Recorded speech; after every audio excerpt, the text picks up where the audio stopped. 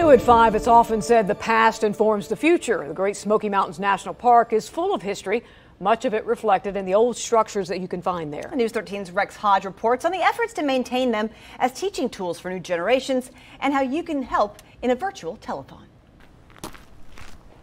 It's a short walk from the Oconaluftee Visitor Center in Cherokee to the Mountain Farm Museum, giving folks a long look into history. I love to see, you know, what got us here today. Sherry and Mike Nelson came from Arkansas to see the park. Beautiful. It's beautiful.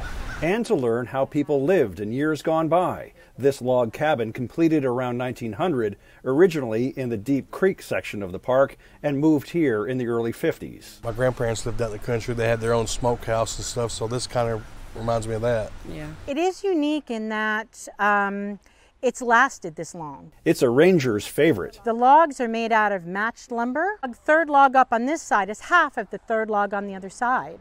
So think about how large those trees must have been. Made from the now rare American chestnut.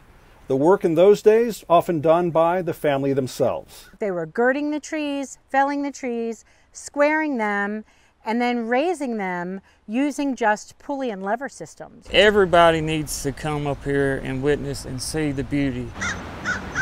A trip to the Mountain Farm Museum, exhibiting the ingenuity in building a house, the cantilever-style barn, history preserved to inform the future. What they're seeing is Grandma's house, Grandpa's house, Aunt Millie's house, and what they're bringing to their children and their grandchildren is where they came from. You can feel the history inside places like the Palmer Chapel here in the Cataloochee Valley.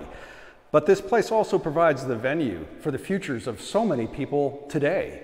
Cataloochee, the Palmer Chapel, has married thousands and thousands of brides and grooms. The park vowing to preserve historic structures. If they weren't preserved by our country, they'd probably be privatized and there'd be homes everywhere, but everybody wouldn't be able to enjoy this. To save them takes money. Donations to the Friends of the Smokies plays a critical role, especially now. This year, during the COVID crisis, funding was down, and this year our telethon is very important. Be sure and visit our website at www.friendsofthesmokies.org and give from the heart. You come, you enjoy it, so you should definitely donate if you enjoy it.